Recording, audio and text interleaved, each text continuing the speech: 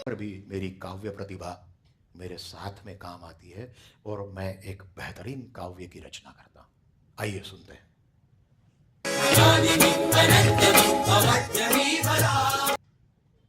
मैं अनादि हूं, मैं अनंत हूं, मैं अवध्य हूं। मुझे मारने वाला शत्रु अभी कहां पैदा हुआ। आपको 2 बार काले पानी की सजा दी, इसके ऊपर आपके क्या विचार है? तो मैंने हंसते हुए जवाब दिया कि अब मुझे ऐसा लगता है कि ब्रिटिश राज्यकर्ताओं को हिंदू धर्म की पुनर्जन्म के ऊपर वे विश्वास करने लगे। अंडमान की यात्रा प्रारंभ होती है। ये विचार आया कि अरे जब मेरी मातृभूमि स्वतंत्र होगी, आजाद होगी, तो इस द्वीपपुंज पर भारत की वायुसेना और भारत के नौदल का तल होगा अपने देश की रक्षा के लिए।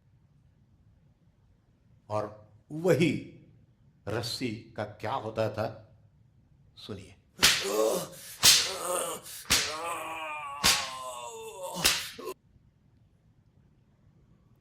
इस व्यक्ति की पीठ बोलती है। सावरकर माने तेज, सावरकर माने त्याग। इसी के साथ में महाकवि सावरकर, ये मेरे जीवन का एक दूसरा छोर कह सकते हो, एक दूसरा परिदृश्य जिसके सहारे मैं जिंदा रह पाया। ये एक और महत्वपूर्ण मुद्दा जो आजकल बहु चर्चा में है, हर एक की जबान पर चढ़ा हुआ है, माफीनामा। ये माफीनामा नहीं है। सबसे बड़ी गलती यही हो रही है कि हम इसे माफीनामे के नाम से जानते हैं। इट्स अ मर्सी पिटिशन, दया याचिका। ये एक पत्र अत्यंत महत्वपूर्ण है जिसमें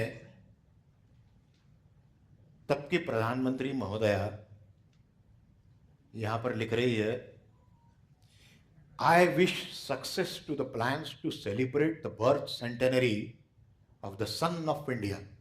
मैं पढ़ा, कैदियों को पढ़ा था, और मैं जब अंडमान से निकला 1924 में, तब साक्षरता का प्रतिशत था 60%।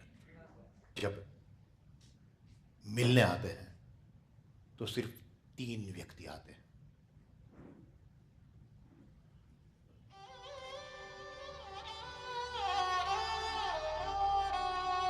के पूर्व यीशु वहिनी का निधन हो चुका होता है। मेरी मातृतुल्य भाभी, वत्सल भाभी, तव चरणों में नतमस्तक मैं नवकलिका।